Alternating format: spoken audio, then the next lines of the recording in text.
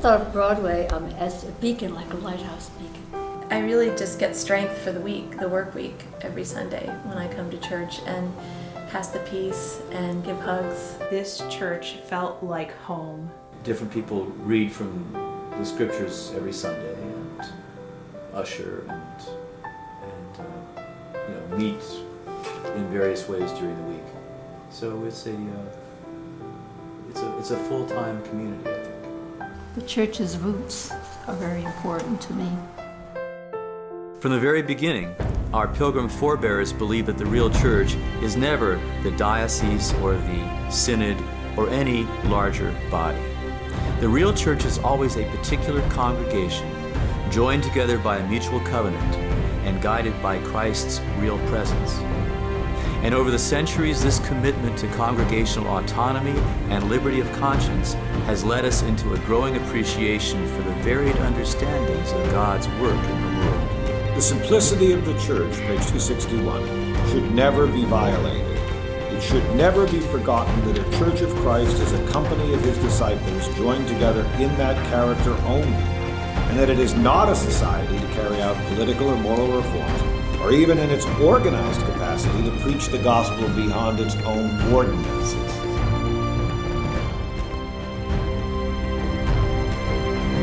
I think one of the questions we have to ask is not does congregationalism work in the 21st century, but how does congregationalism work in the 21st century?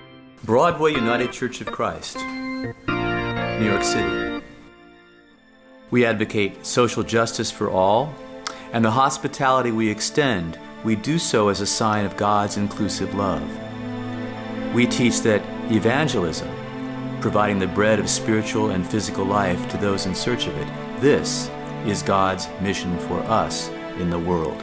In 1820s, in upstate New York, there was a lawyer named Charles Grandison Finney who is reborn, and he develops an extraordinarily effective technique for evangelizing. He's a very plain-spoken businessman. He's not one of these abstruse ministers who talks in theological gobbledygook. He's very plain-spoken, down-to-earth. Charles Grandison Finney has backers in New York, including some very wealthy merchants, silk merchants, named the Tappans, Arthur and Louis Tappan.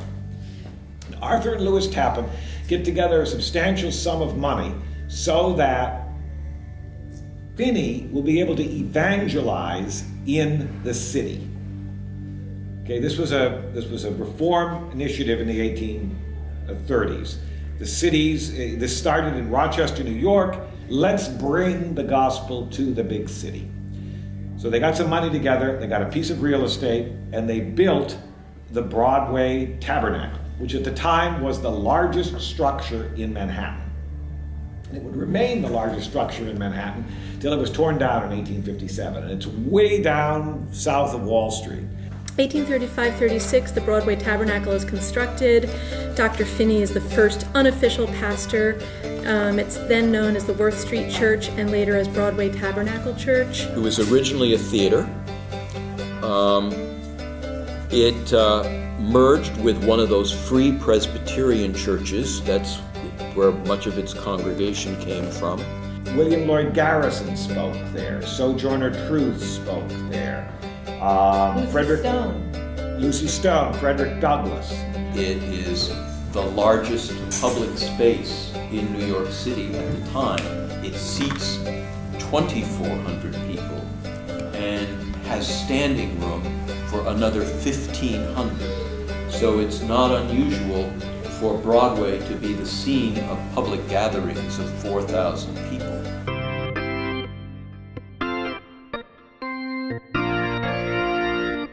In 1845, Joseph P. Thompson is called.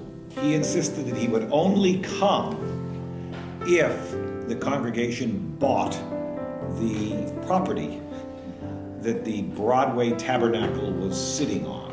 We remained there for the next 12 years, but the Tabernacle property is sold in 1857, and it is torn down shortly thereafter. And it was at this point that the second church was built. Thompson moved the growing congregation up to 34th Street in 1859. It was assumed for many years that we would have to leave our 34th Street location. The encroachments of business was a problem as early as 1871. We were losing members. This is a constant late 19th century theme. Your congregation tended to live north of the church and come down. You've got a street railway in front of it, and it's becoming increasingly commercial. This is Herald Square. Things are on the decline. Poor Dr. Jefferson comes in with this decline. In 1901, Jefferson moved the congregation to 56th because it was getting bigger, and in 1905, the third and last tabernacle was built. And they call it the world's largest skyscraper church. Where they were moving to was right, they thought it was a bad place because there weren't many residences in 57th Street. They thought they should have moved further uptown, like the Manhattan Church.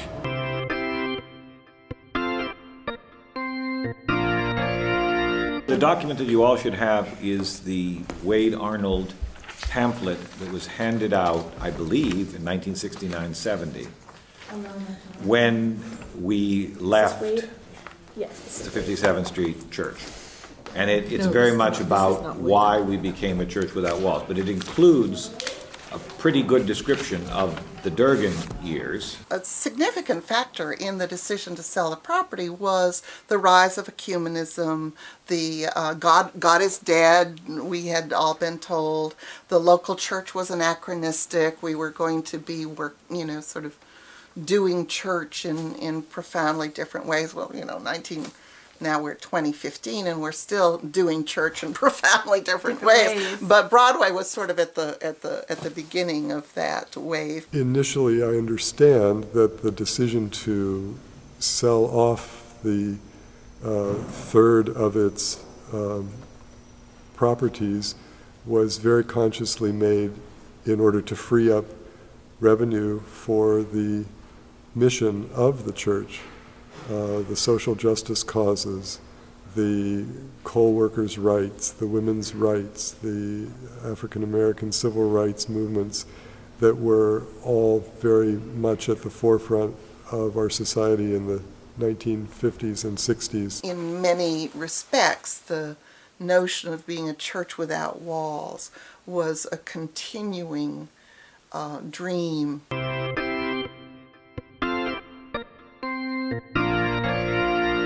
Talk about ecumenicalism. I mean, we really lived it, right? We shared space with St. Paul the Apostle Roman Catholic Church for 13 years, 1969 to 81, roughly, and then 81 to 84 for 3 years in Rutgers Presbyterian Church. By the time I arrived in July, August, September of 84, Rutgers Church had notified Broadway that we would need to find different lodging, different digs, right? Yeah. And Broadway had identified in the profile it had created, when they called me, had identified resolving our homelessness as the church's first priority. She did say that in 1985 we moved to St. Michael's Episcopal Church. So let's add yet another denomination to our friends, where we shared space for 14 years. And then a really big day for Bonnie, she said, was in 1999 when we joined Advent Lutheran here at 93rd Street. I wanted to just say a word about the day that we moved from St. Michael's on 99th Street to our new home at Advent on 93rd Street. And I was mentioning Bill and Barbara Conklin came from Washington for that move. We made it a ritual and employed a wonderful woman whose name is Mary Burns to help us do this, and ended up walking as a congregation, taking things in hand, artifacts in hand, to move hymnals, to move Bibles, to move the communion silver, to move the core things about who we were. And the children led the march. We had a Dixieland jazz band. And we just sort of sashayed on down. It was in March, is my recollection. We just sashayed on down Broadway to the tune of Dixieland Band and the children. And it really was sort of a Palm Sunday event that was fun. And Bill and Barbara Conklin came for that. And I think Aston Glaves did as well. He was another key person in the life of the congregation. We're doing a lot of moving around at this point, but remaining a community. And that is something to really say as well about, the Broadway history. We are resilient in the face of these transitions.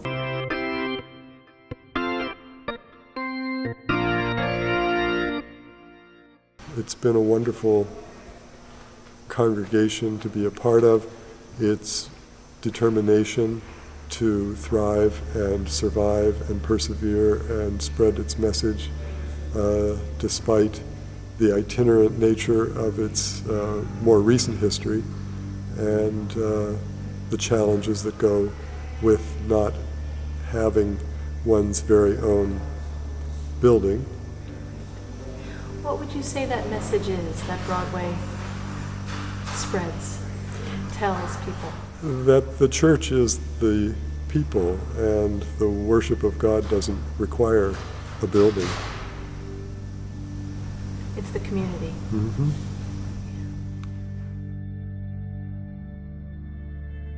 Our interest and involvement in housing and homelessness was concurrent with our homelessness. Mm-hmm. Yeah. And that's just good theology. That's Yeah. just good, that's just Yeah. Christian. Yeah. Walking the talk, talking the walk, right? It wasn't just some theoretical project. It was reality. Well, as I say, we were all just trying to hold on too, I would love to be able to say that I had this grand vision and we were working methodically, step by step, Yep. to the realization of this grand vision. In fact, we were sort of blindly stumbling. There is also something to say about your survival as a community when so many odds Absolutely. were Any against port in a you. storm.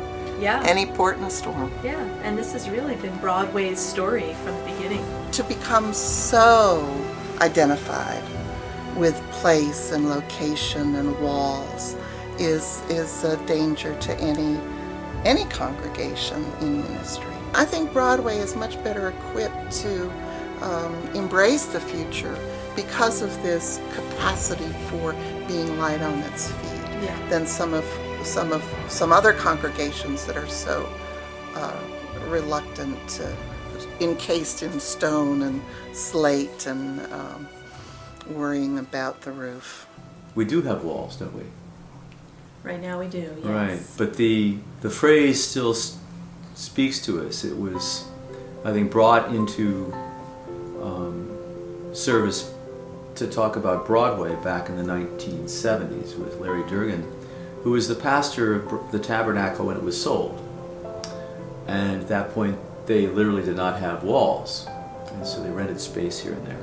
One of the things I like about being a church without walls, of course we found that you need some kind of walls if you're going to have people gather one way or another. You need to have a space, but I think that it has pushed us to think about what that space is for and what our relationship with that space needs to be. It can be really easy for churches to get really hung up on their buildings, and becoming a church without walls, I think, challenged us to not be that kind of community, and to be a community that even when we do have walls, it's all about our mission and about what God is calling us to do for the world. The Congregationalist, in my opinion, is somebody who takes very seriously the call of Jesus to follow. Follow. Don't expect the preacher to do it. Don't expect the choir to do it. You follow. And the call to live in covenant and community with other people who are also following. That's what Congregationalism is. I suppose all Christians should be Congregationalists because that's how I understand the gospel mandate is to live in community as you yourself as an individual follow Christ. And that we are in this time and place, the church. The church is not this ethereal, nebulous concept. The church is this group of people that gathers on Sunday. That's all the church is. That's all the church has ever been. That's all we can ever hope for the church to ever be, is a group of people who gather to listen, to learn, to worship, and then to go out in the world and try to make a difference, like Jesus did.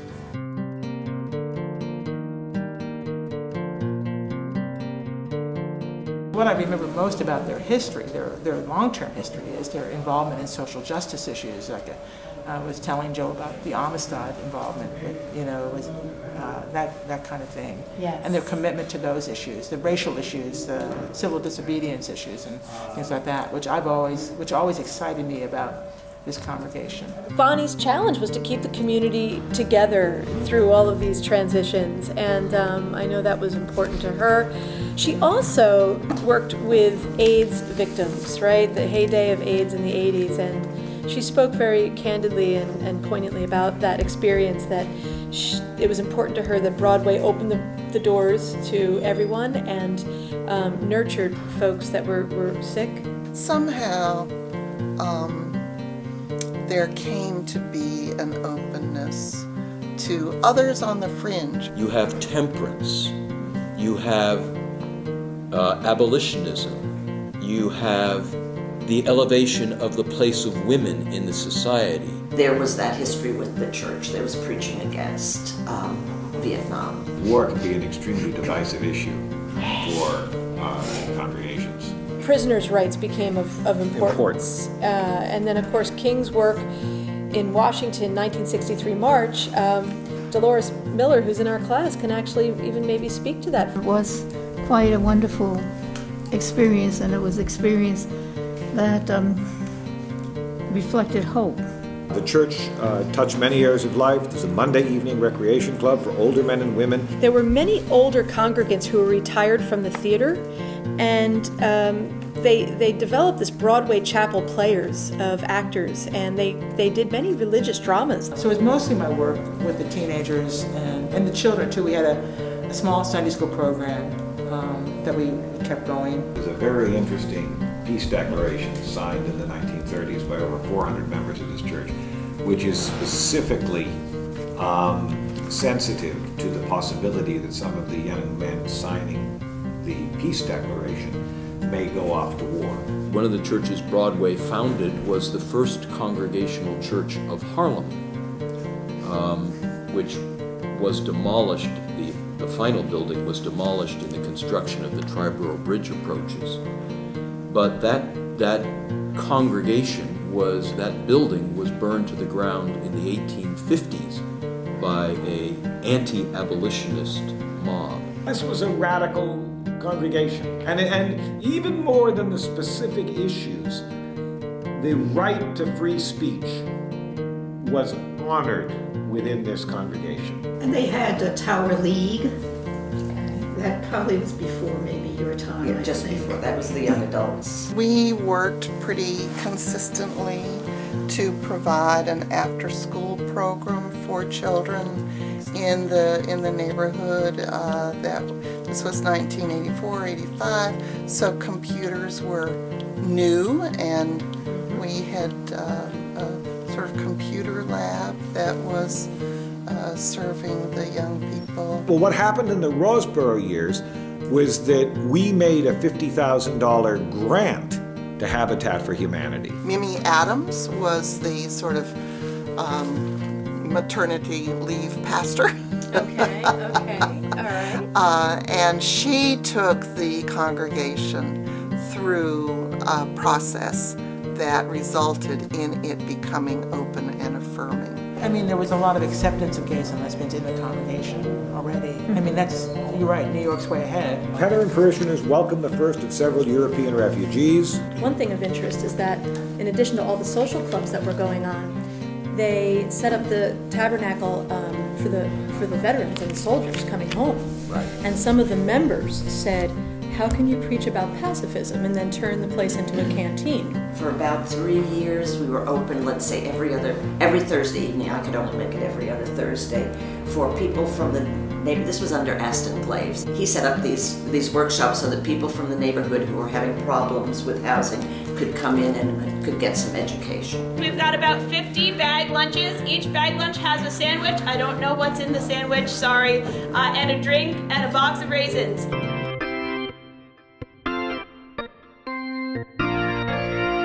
It makes a big difference for folks in the neighborhood to know that that this church is doing things for our immediate local community. It also changes the church community a little bit. When people feel welcome here for Sandwich Line and then they're looking for a place to worship, because people have spiritual needs regardless of where they are on the socioeconomic spectrum. We have a special award to present to the two twin sisters. We're going to present you with honorary noses for bringing smiles to people's faces for several years. Let's hear it for them. Most of the students at our school decide that once they're done with the hours, they're done. They're basically passing the class.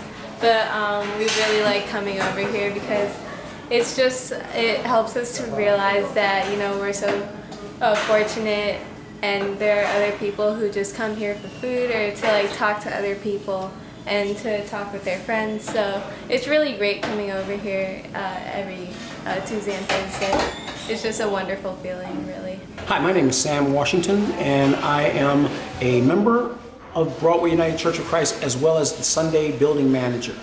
I've been here now for 3 years in that status, and Broadway United Church of Christ has had a dramatic, positive impact on my life. The Reverends are outstanding. Reverend Campbell and Reverend Emily Brown are outstanding people who are committed, truly committed to the cause, to the people, to their congregation, and to the community. And for that, I will forever be grateful.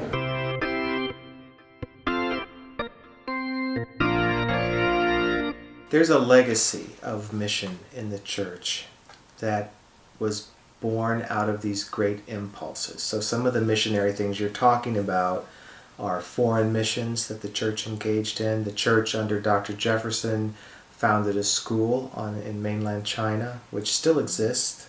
It has a different name after the revolution, but it still exists. The temperance movement, the abolition movement, these were all missionary movements. The movement into the West, the establishment of churches in communities that didn't have them. Some work with Native Americans. Part and parcel of that in a frontier setting is proclaiming the gospel in communities in which churches or religious communities did not exist. This context that we live in now is very different. This is an exceedingly diverse city. Many of us came to live here exactly because of that. We are friends with agnostics and atheists and Jews and Muslims and Buddhists and pagans and all kinds of people. So that's, I think, where the tension comes from. Of how do what does this mean to be a missionary to somebody else? Are you trying to convert other people? I don't think missionary work is primarily about conversion. I don't think that's what Jesus' missionary work was about. Jesus fed poor people and taught them. The conversions that happened in some of those people were between them and God and their family system and their community. But Jesus was about spreading good news, proclaiming liberation, healing sick people, feeding hungry people. The present-day United Church of Christ, formed in 1957, is an ecumenical association of New England Congregationalists, German Lutherans and Reformed congregations, Hungarian Calvinists, Armenian evangelicals, Afro-Christian churches and Black Congregationalists, Japanese Americans, and Chinese. The list goes on. Most of us identify as Trinitarians, but there is room for all, and theological differences do not divide our communities. We believe in God's continuing testament, which transcends though it does not invalidate past tradition. We embrace all our neighbors who share in our ecumenical vision. We're open to new modes of thinking just as long as these are consistent with the gospel, which is God still speaking to us. And we're very aware that not all Christian churches, and not even all liberal or progressive Christian churches, have fully and clearly proclaimed just what that gospel is. The gospel of Jesus is a gospel of liberation. It's a gospel of personal liberation from sin, and I do use that word occasionally, even though we're a liberal congregation. But it's liberation also in a broader sense. It's liberation of society from the things that bind us, from the things that keep us small, from the things that keep us mean. That's what I think the gospel is. And how does the person of Jesus, because it's not just about Jesus' teachings for me, then Jesus is just another of the great many prophets, and that's not where I'm coming from. I believe that in the person and work of Jesus, somehow, in ways that I decline to try to explain because I think it's beyond explanation, the grace of God was shown. Bishop Spong once said that Jesus is a person through whom the Spirit of God seemed to pour. Now, I don't have the same theology about lots of things that Bishop Spong does, but I think he's dead on with that one. That in Jesus Christ, something, dare I say, unique happened, where divinity and humanity touched one another. And for me, that's the gospel. So it's about the person of Jesus, it's about the work that Jesus did, and it's about the teaching of Jesus. But it's very broadly applied.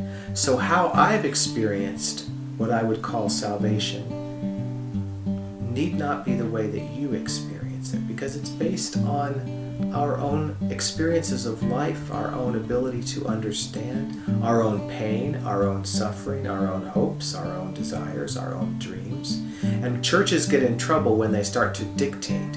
So liberal churches would be in trouble if they start to dictate that the only saving thing Jesus has to offer us is what he taught. Well, says who? And conservative churches get into trouble when they say the only saving thing that Jesus ever did was die on a cross. Jesus did lots of saving things. And our message as Christians is to proclaim the totality of what Jesus did.